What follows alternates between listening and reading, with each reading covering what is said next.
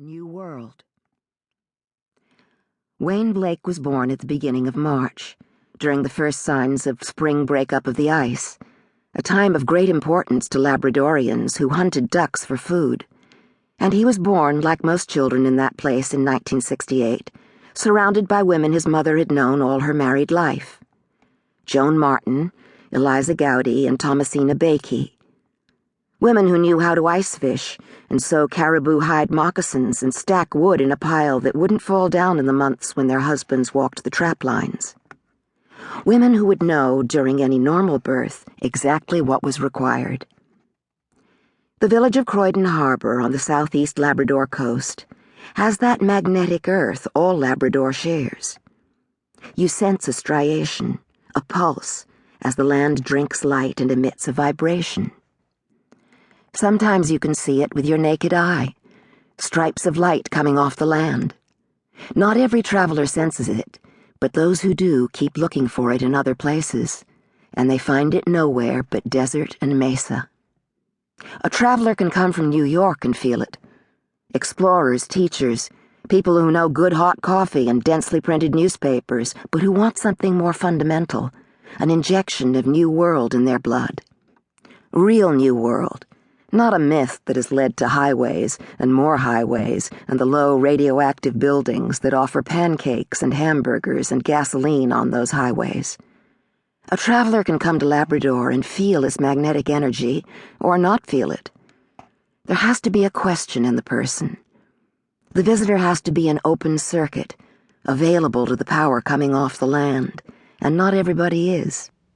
And it's the same with a person born in Labrador. Some know from birth that their homeland has a respiratory system, that it pulls energy from rock and mountain and water and gravitational activity beyond Earth, and that it breathes energy in return. And others don't know it. Wayne was born in Bathwater, in the house of his parents, Treadway and Jacinta Blake. Treadway belonged to Labrador, but Jacinta did not. Treadway had kept the trap lines of his father, and he was magnetized to the rocks, whereas Jacinta had come from St. John's when she was 18 to teach in the little school in Croydon Harbor, because she thought, before she met Treadway, that it would be an adventure, and that it would enable her to teach in a St. John's school once she had 3 or 4 years of experience behind her. "I would eat a lunch of bread and jam every day," Joan Martin told Eliza and Thomasina, as Jacinta went through her fiercest labor pains in the bathtub. Every woman in Croydon Harbor spoke at one time or another of how she might enjoy living on her own. The women indulged in this dream when their husbands had been home from their trap lines too long. "I wouldn't need any supper except a couple of boiled eggs, and I'd read a magazine in bed every single night." "I'd wear the same clothes for a week," Eliza said. "My blue wool pants and gray shirt, and my nightie stuffed under them. I would never take off my nightie from September till June. And I'd get a cat instead of our dogs, and I'd save up for a piano." The women didn't wish away their husbands out of animosity. It was just that the unendurable winters were all about hauling wood and saving every last piece of marrow and longing for the intimacy they imagined would exist when their husbands came home, all the while knowing the intimacy would always be imaginary.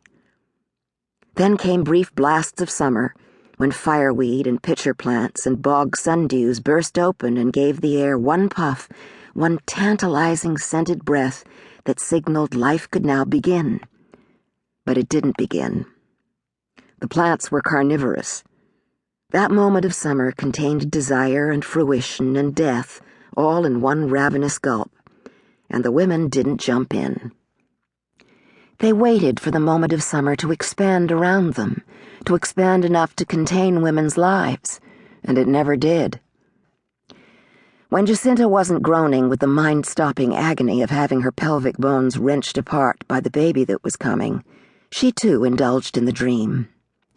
"I don't believe I'd stay here at all," she told her friends, as she poured scalding coffee from the small enamel pot, her belly as big as a young seal under her blue apron covered in tiny white flowers.